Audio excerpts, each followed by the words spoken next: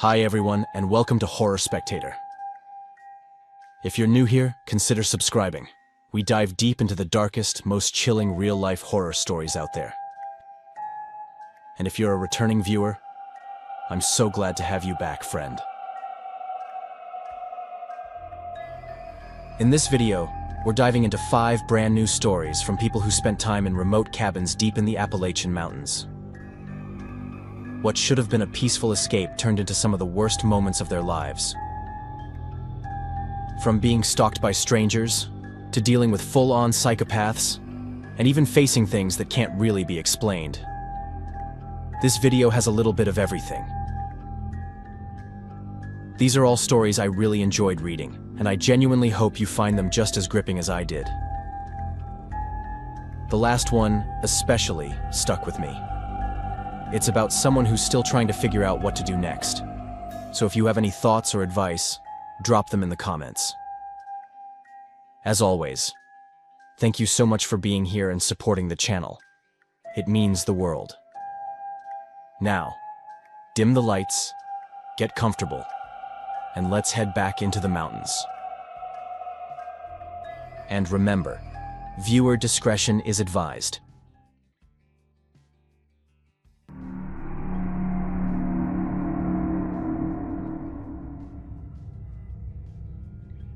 My name is Gail, and ever since I was a kid, I've had the same group of friends. We were always really close, more like siblings than anything else. We grew up at each other's houses, and since we lived in an area where kids played outside and got along, we built a bond that I know is going to last a lifetime. We lived in South Carolina, right at the edge of the Appalachian Mountains.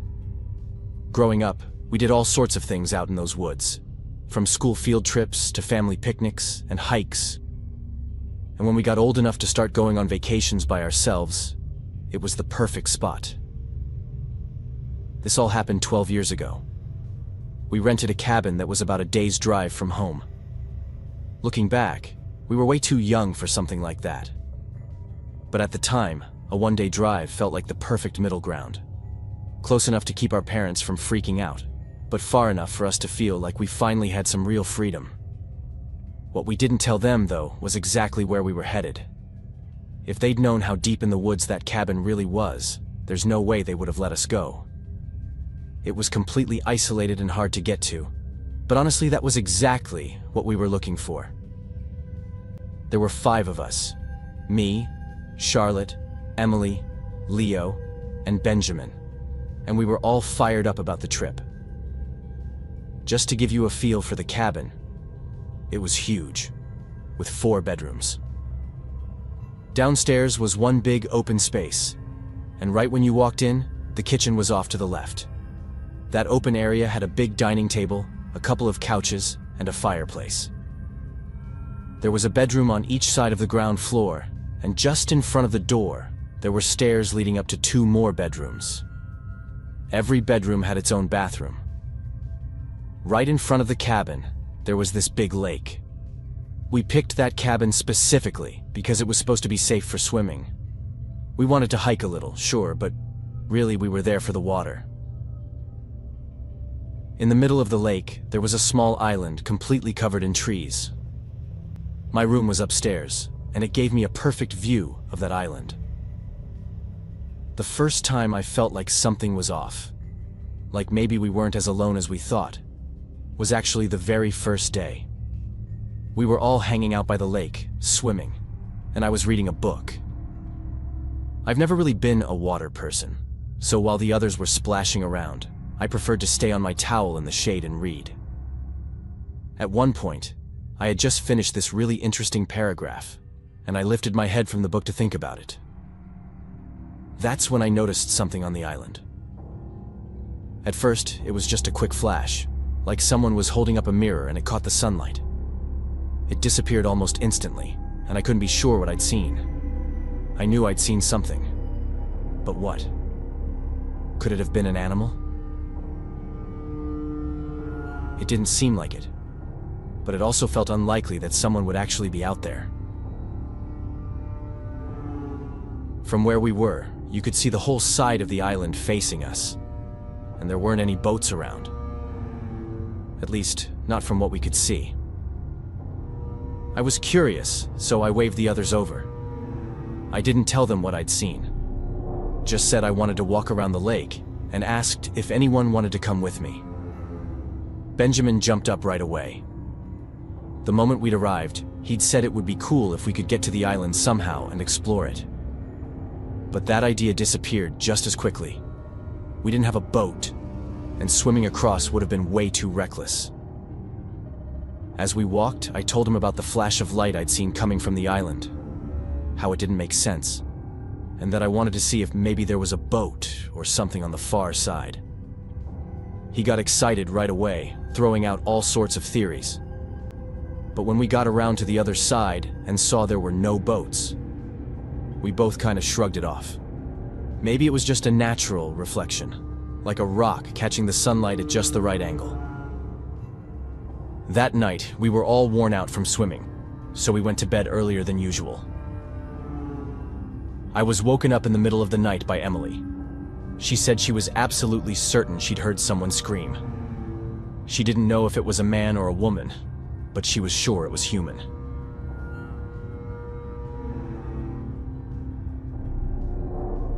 Leo immediately jumped in, saying that a lot of animals make sounds that can easily be mistaken for people screaming, especially ones that sound like a woman crying out. That's when I finally told them about the weird flash I'd seen earlier. I had that gut feeling someone might be on the island, but since we hadn't seen a boat, I'd figured I was just being paranoid. Leo made a convincing argument. He had the most experience out of all of us, and he said it was totally normal in remote places like that for your brain to make up threats that weren't real, just because it's not used to the isolation. We ended up going back to our rooms, but I stood by the window for a while longer, just watching the island. I've never been big on gut feelings, but something about the whole situation gave me chills. After a while, not seeing anything else, I eventually went back to sleep. The next day was pretty much the same. We went on a short hike in the morning, then spent the afternoon hanging around the cabin and swimming in the lake. That night, it was my turn to wake up. I got up because I had to use the bathroom, and on the way back to bed, something made me stop and look out the window again, toward the island. Everything seemed still, the trees forming this dark mass where the moonlight couldn't cut through. At least from my angle, I couldn't see beyond the front row of trees. I was about to walk away when something caught my eye. Movement in the far right corner of the island. And that's when I saw him. From that distance, he was just a shape moving in front of the trees. But I'm absolutely sure it was a man. He was tall, broad-shouldered, and carrying something over his arm, though from that far I couldn't make out what it was. Maybe an axe. I felt that gut punch of dread instantly. It was 2 a.m, and there was a man walking around an isolated island with no explanation. But it wasn't just that. It was the way he moved, his posture. It made me uncomfortable. I know it doesn't make any real sense to feel that way, but I think that's exactly how that sixth sense works. You just know something's off, that something isn't right, even if there's no logical explanation for it. I thought about grabbing my phone to record it, just to show the others in the morning, so they wouldn't think I was losing it. But when I came back to the window, he was gone. Must have slipped back into the trees. I couldn't sleep after that. I felt adrenaline buzzing through my whole body. I decided to wake Benjamin and tell him. He wouldn't get mad. He'd just come up with more theories. And I was right. For about an hour, he talked non-stop, pulling from every weird story or Appalachian legend, each one darker than the last. He was telling me about these random fog banks that appear without warning when we both froze. A scream ripped through the silence. It was far off, but no doubt about it. It was a scream. He shut up immediately, and we looked at each other. There was no way to explain that away. It wasn't an animal. That had come from a woman. We ran to the window, but the island looked untouched. At that point, I knew it wasn't just coincidence anymore. I had seen a man, and now we'd heard a woman scream. I'm not the kind of person who can just ignore something like that, especially if someone out there needed help. I told Benjamin we had to do something. Thankfully, he was already trying to call the police. But we had no signal. So we woke up Emily. She was the one who had the car. And explained everything. We told her she had to drive somewhere with cell service and call the cops. The rest of the night was dead quiet, but by sunrise the police were already there. I won't name names to protect the woman's privacy, but I can tell you the cops took it seriously, because 4 months earlier, a woman had gone missing in that same area. She'd been hiking with her family and just vanished. There had been search teams, but nobody had thought to check the island because there were no boats. It hadn't even crossed their minds that she might be out there. By early afternoon, they found her. She was in terrible shape. Bruises all over her body, and worse things I won't describe here. God only knows what she went through on that island. I gave my statement to the police, and the search for the man continued. 2 days later, they called it off. I later found out from the news that the woman spent a month in the hospital, and it took her almost 2 weeks to even speak about what had happened. She said a man had taken her to the island. Before that, he drugged her, so she didn't know how she got there. She just woke up in that place. During the day, he kept her trapped inside a cave and brought her just enough food to keep her alive. At night, he'd let her loose on the island, give her a head start, and then go hunting for her. The rest, I don't even want to put into words. I think most of you can imagine how sick and twisted some people's minds can be.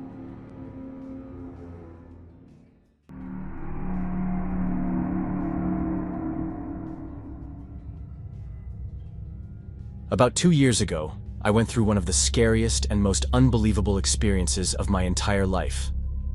And to this day, I still don't know if it actually happened, or if it was all just some messed up hallucination. But the truth is, I can't forget those nights, and I've never been able to make any sense of it. I was trying to finish a writing project, and I just couldn't find the inspiration or the focus to get anywhere with it. Since it was summer, I figured I'd rent a small cabin near Waynesville, completely isolated, deep in the woods, where I'd be away from distractions, no cell signal, barely any noise, and if I ever needed a break, I could just go for a walk and maybe clear my head. It sounded like the perfect reset. I had already been there for about a week when everything started to happen. One night in particular, I was in deep sleep, having this weird nightmare where I was being chased by some creature through the woods. And no matter how fast I ran or how far I tried to get, it always found a way to catch up with me. And I could never see it clearly, never really make out what it looked like. Just this overwhelming sense of dread and helplessness that kept growing and growing until the whole dream started to fade and blur, and I kind of woke up. And I say kind of, because even though I was out of the dream and back in bed, I couldn't move a single muscle in my body. That had never happened to me before. I'd heard stories about sleep paralysis, but I always thought it was bullshit, like just another creepy thing people made up to scare each other. Until it was happening to me, and I was just lying there, totally frozen.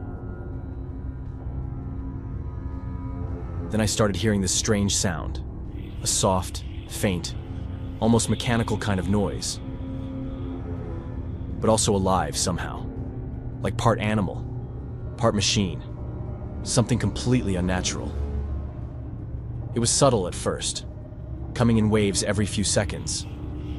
And it sounded like it was coming from underneath the bed, or maybe from the far corner of the room. I wanted to turn and look, to check if something was actually there.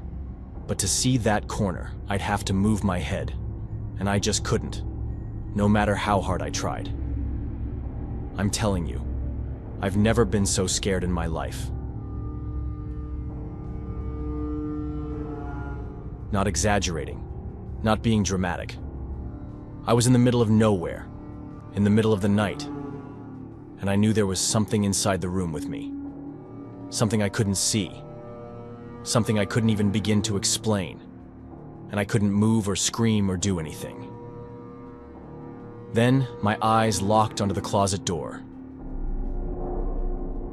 More specifically, the crack in the closet door, which I never leave open, not even a little. I hate sleeping with any doors or windows partially open, so I always double-check everything before going to bed. And that's why I knew something was off. Now the sound seemed to be coming from inside the closet. I tried to focus, and I swear I could see what looked like a distorted face. Not clearly human, almost like a blur. But I could definitely see a pair of eyes looking right through the crack, staring straight at me. I couldn't even tell if it was a man. The shape was all wrong, all warped. But those eyes, they were locked onto mine. And then I saw the closet door creak open just slightly. Enough for the rusty hinge to groan and fill the silence with that horrible sound that made my skin crawl. Then, suddenly, and I don't even know how, everything just stopped. The room went dead quiet, and I could move again. I got up, still half in shock, trying to understand what the hell had just happened. I turned the lights on, checked under the bed, inside the closet, every corner of the room, but there was nothing, just me. The bedroom door was still closed like it had never been touched. Still, I flipped every light switch in the cabin and searched the place like a maniac. I didn't even know what I was looking for. Just something. Anything that would prove I wasn't completely losing it. But there was nothing. And somehow, that made it worse. Like, had I dreamed the whole thing? Was I seriously going crazy? Eventually, I convinced myself it had all just been a dream. A really vivid and terrifying one, but still just a dream. That day, I went out for a hike. I don't think I could have stayed in that cabin a second longer once the sun was up. I needed to breathe, to think, to try and get the image of those eyes out of my head. What felt like hours of terror probably only lasted a few minutes, but I couldn't shake it off.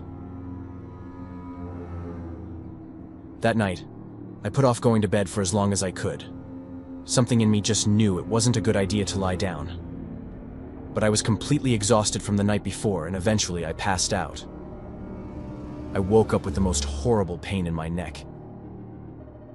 And once again, I couldn't move.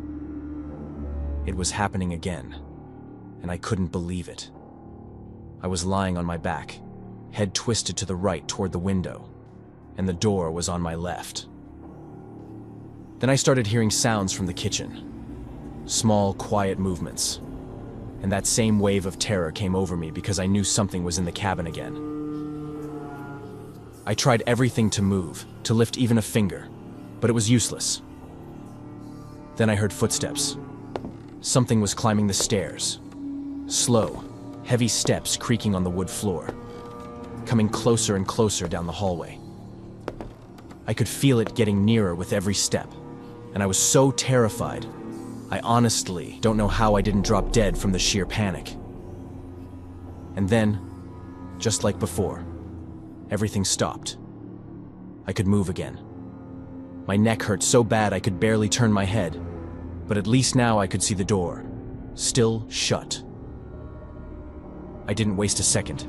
I got up, threw all my stuff into my bags as fast as I could, did one last panicked sweep of the cabin, grabbed everything and got the hell out of there right then, in the middle of the night.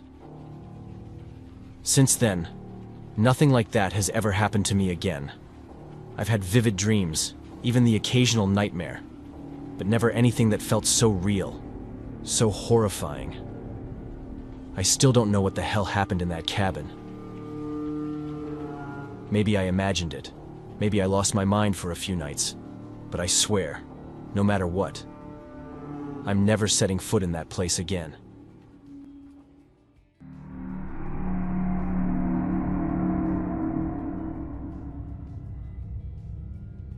I was born and raised deep in the Appalachians, more specifically in Blue Ridge, Virginia.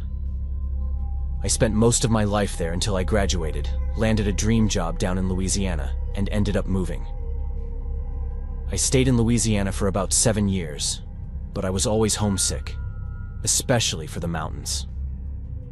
I grew up in those woods, in those hills. They were a part of me, and honestly, I always felt like they were still calling me back. After 7 long years away, things at work started slowing down, and financially, I was in a place where I could afford to take a break. So, I packed my stuff and moved back. I bought a small cabin literally in the middle of the woods, with the closest town being Linville Falls. The cabin was old as hell, which is why I managed to get it at a great price. It had been left to someone in a will, but they didn't want to live out there and just let it fall apart. The bones of the place dated back to the 1940s, so yeah, it needed a lot of work.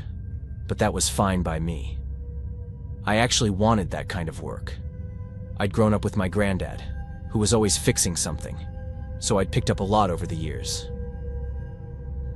If you've lived around these parts, you know there are certain unspoken rules when it comes to these mountains. I'm sure most of y'all have heard them before. Don't go out after dark. Don't answer voices calling from the woods. Stuff like that. Honestly, none of it ever really bothered me. That stuff made sense around here. I'd left Louisiana early that morning and had been driving all day to get back to the mountains. It was a long-ass trip, and by the time the sun started going down, I was dead tired. Even though I could barely keep my eyes open, I didn't feel right pulling over and sleeping in the car. Anywhere else, I would have parked and napped for an hour or two, but not in these mountains. I'd clearly underestimated how exhausting the trip would be. I was more wiped than I expected. I figured I'd look for a place to stay in one of the small towns near Linville Falls, sleep a few hours, and head to the cabin in the morning. I only had about an hour and 20 minutes left to drive anyway. I ended up checking into this sketchy little motel, but I just needed somewhere to crash for a bit. I wasn't going to be picky. The place looked pretty rough, but the guy at the front desk was friendly enough. While we waited for the computer to finish my check-in, he made some small talk.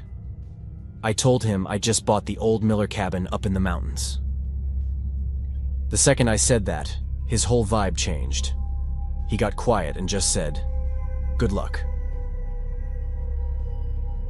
The cabin itself was rough, but I was honestly excited when I saw it. It had good bones, a solid foundation, and I knew I could make something great out of it. But on my second day there, I realized I wasn't as isolated as I'd been told. About 3,000 feet away, there was another cabin, and it belonged to the strangest family I've ever come across. 2 parents and 6 kids, though they were all grown adults, living together out there in the woods. I was working on the place, just minding my own business, when they all showed up out of nowhere. All of them had shotguns in hand, asking who the hell I was and what I was doing there. I froze. I swear, I'd never felt panic like that before. They looked like they hadn't showered in years, and their expressions were pure fear, like I was trespassing on their land. I did everything I could to come off as non-threatening. Told them I bought the place from the Millers and was just fixing it up. Then I asked them who they were. One of the younger guys lowered his shotgun and said they lived just over there. Honestly, I thought they were living in tents or something, some off-the-grid group of lunatics. But then one of the women said they had a cabin just a few feet away. I didn't even know what else to say at that point. I just told them I had a lot of work to do if I wanted to sleep there that night. Eventually, they nodded and backed off. But one of them, the only one still holding his shotgun, locked eyes with me, and I swear, it chilled me to the bone. His face was just cold. I went back inside and tried to shake off how damn weird that was. My first instinct was to grab a gun too and tell him to get off my land. But I knew better. That would have gone south real fast. And I could tell, these weren't normal folks. I didn't know how long they'd been living out there. But it was clear the isolation had messed with them. But that wasn't the worst part. Things really went downhill that same night. It must have been around 11 p.m. when I saw someone walk real close to the cabin. I jumped off the couch and went to the window, trying to see who it was. I could barely make anything out. It was so dark. But I was sure I saw movement in the trees. I locked all the windows, checked every door, then went upstairs. From my bedroom window, I had a better view. I shut off all the lights, waited a bit, then peeked out as quietly as I could. The woods were pitch black, but it was the kind of darkness I grew up with, you know? Kind of scary, but weirdly comforting. I was deep in that nostalgic feeling when I saw them.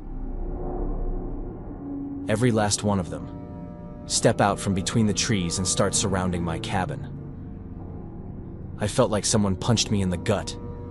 I knew they were off, but I didn't know they were dangerous. The parents were older, but the sons were all big guys. Late 30s or 40s. I stood there watching them move from window to window, trying to peek inside. From my angle, it didn't look like they were trying to get in, but I couldn't be sure. I moved as quietly as I could to the other bedroom to check the other side of the cabin. Same thing, just pacing around, looking in, but not trying to break in. Yet. I didn't sleep that night. Every scenario ran through my head. I called the miller's son to ask what the hell was up with those people. He got annoyed real quick and just said, "Yeah, they're weird, but they're harmless." I hung up with a gut feeling he wasn't telling me the full story. The next night, I shut off the lights early and kept watch at the window. Nothing. I stayed up for hours, but they never showed. A week passed without any more signs of them. I started to relax a little, thinking maybe it was just a one-time thing. Maybe they were just sizing me up, making sure I wasn't a threat. During the day, I kept working on the place. At night, I started sleeping again. Kind of. But on the 13th night, I woke up around 3 a.m. to what sounded like footsteps inside the cabin.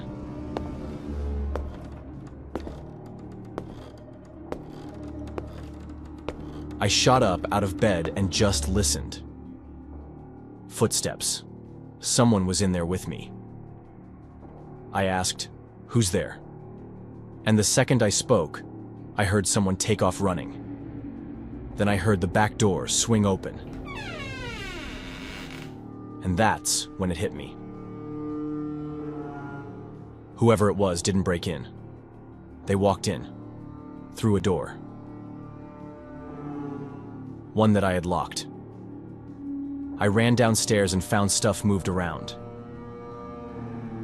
Nothing was missing, but things were out of place.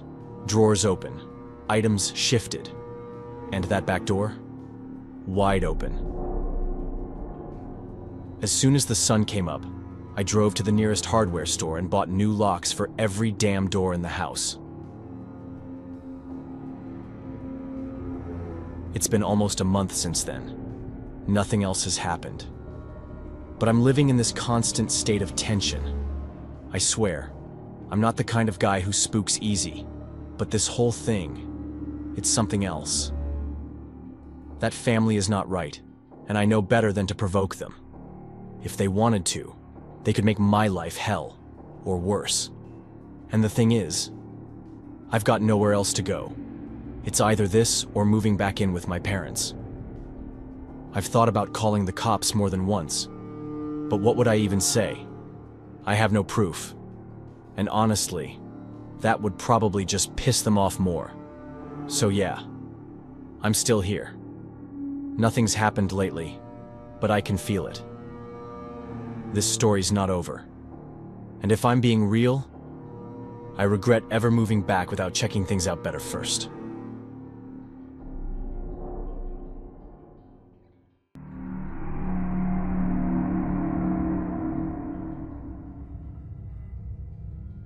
This is the story of how a total stranger forced us to change absolutely everything in our lives. These days, our life is just a shadow of what it used to be. And the worst part is, we still don't know why. What makes someone do something like this to people who never did them any harm? 15 years ago, me and my husband decided we needed a break. Not just from work, but also from the routine, the noise, everything. At first, we thought about bringing our kids along, 2 teenagers. But last thing they wanted was to spend a whole week in some isolated cabin up in the mountains with no cell signal. So they asked if they could stay with their uncle. My brother's always been the textbook cool uncle, so I knew they'd be fine and actually have a good time, so we said yes. Now, besides the work stuff, and this is the real reason we decided to take this trip, I had a stalker. It all started about a year before that. At first, it was just small stuff. I'd get that feeling like someone was watching me. Like maybe a glance here, a stare there. Just enough to make me feel like I was maybe imagining things. Maybe just being paranoid. But then it started happening not just out in public, but also at home. I'd feel like someone was watching me through the windows. So I started closing all the blinds, locking every door, every night. And then one night I woke up, and I just knew there was someone else inside the house. My husband had gone out to pick up the kids from a high school party, and I'd gone to bed early, exhausted. I woke up to footsteps downstairs.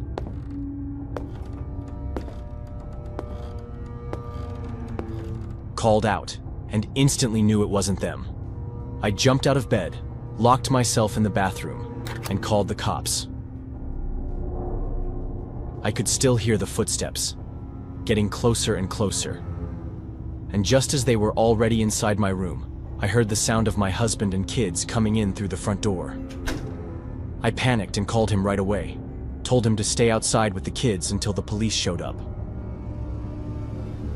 Luckily, they arrived just a few minutes later. They searched the whole house and didn't find anything, except the back door wide open. We changed all the locks right after that, got a better alarm system, but even then, I felt constantly on edge. That's why we decided we were getting away for a while. Try to relax.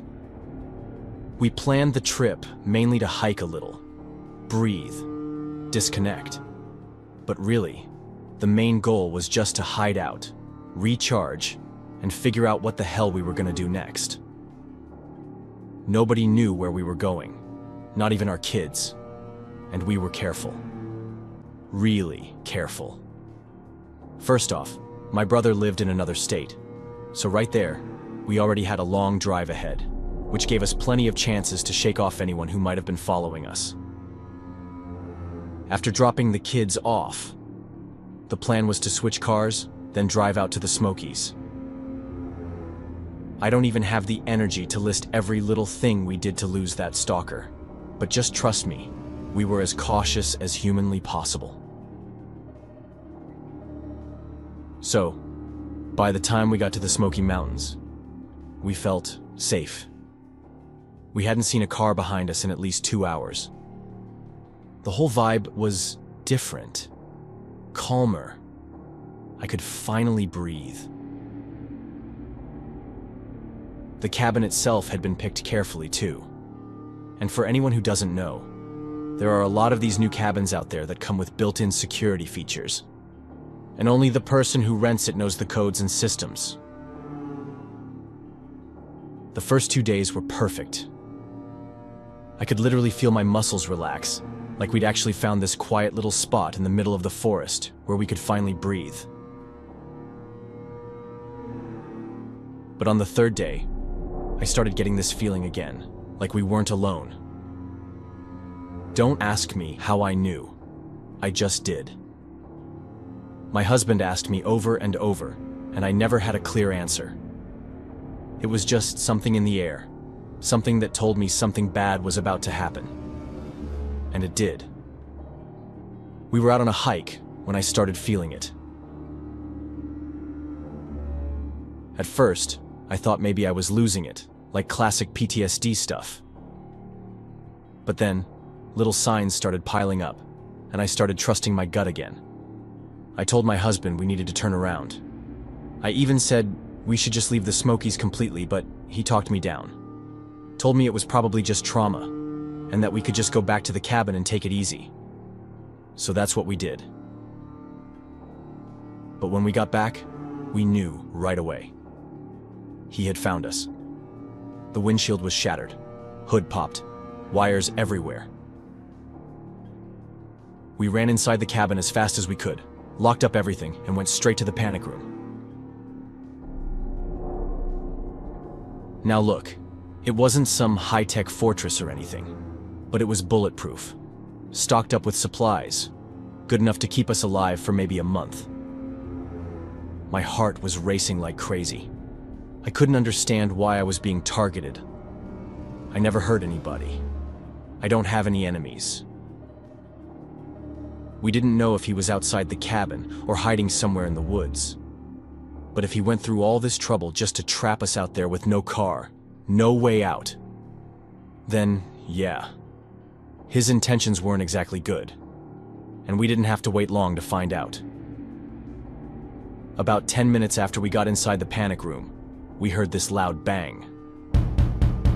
Like someone trying to break the door down. Then, a sound that sure as hell felt like a gunshot. Right after that, another crash. The front door giving in. He was inside.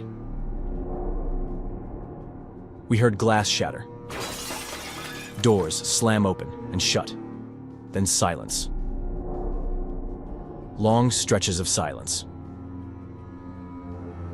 And then, a sharp knock. Right on the panic room wall.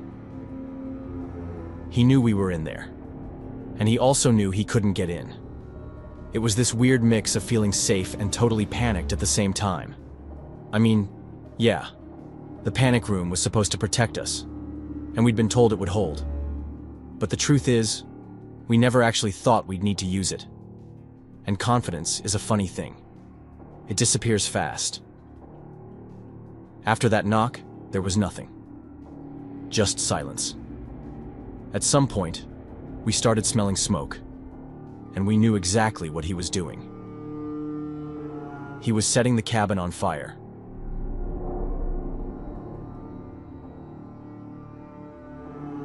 This was worse than anything I'd imagined. This wasn't just a stalker. This guy was ready to kill us, burn the whole place down, with us trapped inside. But what he didn't know, what he couldn't have known, was that the panic room had 2 exits. One into the house, and another through a tunnel that led to an old storage shed, about 328 feet away from the cabin, completely functional. We were terrified, but we knew that was the only way out. If we were lucky, he didn't even know the shed existed, let alone the tunnel. So, we grabbed what we could, opened the hidden hatch, and went for it. When we got to the shed, It was pitch black and completely empty. No sign of him. Once we were sure the coast was clear, we took off, running like hell through the trees, heading for Wares Valley, hoping someone there could help us. That whole night, we were in pure survival mode. Every sound felt like a threat. We weren't even 100% sure we were headed the right way, but somehow, we were. We finally made it and found out that someone had already reported a fire starting in the Smokies. Luckily, it had been a damp night, so it didn't spread too far before they got it under control. After that, the cops actually took us seriously.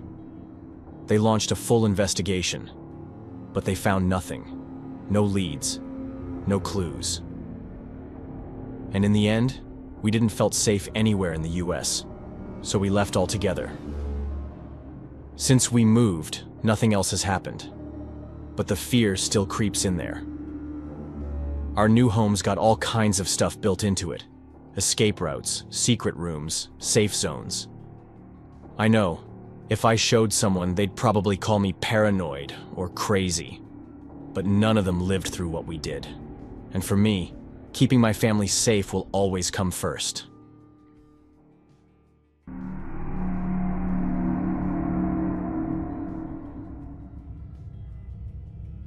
This story is over 25 years old, but only recently did something happen that really made me question everything. What I believe in, what I trust, and how I make sense of things in my life. I honestly don't even know how to structure this story in a way that makes people understand exactly what happened. I've never been good at writing, but I'm gonna try my best. There's this cabin deep in the woods near Renovo, Pennsylvania. It's one of the most remote parts of the Appalachians, and the cabin itself is totally isolated now. There's a few other structures around, but they're just ruins. I think it used to be a small town, maybe 200 years ago or more, but now everybody's gone, and all that's left is our family's cabin. It's been built and rebuilt generation after generation and just stayed in the family. When we were kids, we used to spend some time there during the year. Never too long, because my mom hated that place. She used to say it smelled like death and things that were better left alone. My dad, on the other hand, said it was all just superstition and would spend entire summers fixing up the cabin. I've got bad memories of that place for all kinds of reasons. I used to fall a lot around there, always messing up my knees. At night, I'd wake up freezing cold, even though I could look over and see my brother sleeping peacefully in his bed. Me and my brother were always close. There's 5 years between us, and I kinda acted like his protector.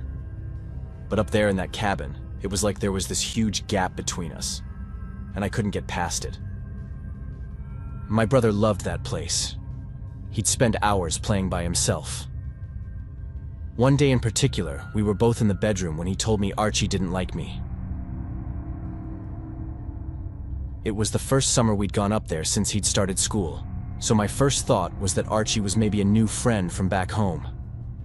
I asked him who Archie was, and he said he was his friend and that he was there with us. I didn't really know what an imaginary friend was. I was only 10, so I asked him what he meant by, "He's here with us," and he just pointed at his bed. I remember being freaked out and asking why Archie didn't like me. And he just said he didn't know, but that Archie said it all the time. That night, I told my mom the story, and I saw this look of pure terror hit her face. I asked her what was wrong, and she changed her expression so fast, like it had never happened, and said it was nothing. That sometimes kids make up imaginary friends when they're lonely. But it didn't make any sense. My brother had always liked me. We were close, and nothing had happened between us that would make him invent a friend who hated me. That night, I had a bunch of weird dreams and woke up again, freezing. My brother was sitting up in his bed just watching me. I asked him what he was doing, and he told me he was watching Archie play with me. Again, none of it felt like something I was imagining. I was so cold, I felt physically sick. I remember telling my brother to tell Archie to stop, that he was hurting me. And he did. Slowly, the warmth came back into my body, but I couldn't fall back asleep. The next morning, I told my mom everything, and she packed us up and took us out of there the same day. She talked to my dad, but he brushed it all off, just like he always did with everyone. We never went back to that cabin. Every summer after that, my dad would go alone, and we'd stay at home with our mom and our aunts. Over time, I just pushed the whole thing out of my mind, and me and my brother never talked about Archie again. Fast forward to about 3 years ago. My dad passed away, and with my mom getting worse, she moved in with us. She decided it was time to divide everything up, and the cabin ended up going to me and my brother. This summer, me, my wife Anna, and our son George decided to go up and spend a few weeks at the cabin, just to see what kind of shape it was in. My brother was supposed to join us halfway through the summer. Not even 3 days after we got there, I saw my son George, who was 5, walking out to the balcony of our bedroom and trying to climb up. I asked him what he was doing, and he smiled, all happy and excited, and told me his friend Archie said they were going to play a game where they'd jump off the edge. I felt my whole body just lock up and start shaking, like something had taken over and I wasn't in control anymore. I saw Anna's face twist into this look of horror when she realized what might be happening, even though she didn't really know the whole story. She ran to George, grabbed him, and told him that wasn't a game, that he could get seriously hurt doing something like that.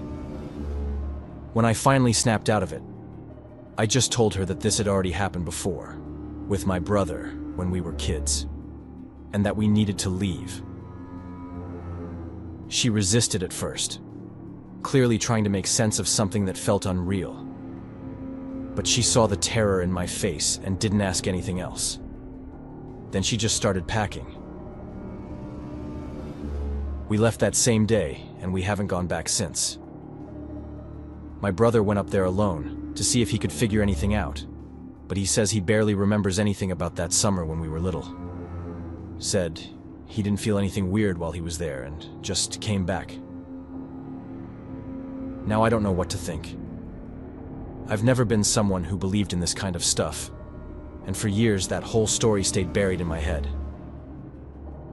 My mom always knew something was wrong, but now she's not in a state to answer questions. She just needs peace. All I know is, whatever's out there in that place, it's bad, and it doesn't mean well. I'm sharing this story because I've got no answers. I don't know what to do, and maybe someone out there has a clue about what might be going on, or what I could try to make it stop. I just need answers.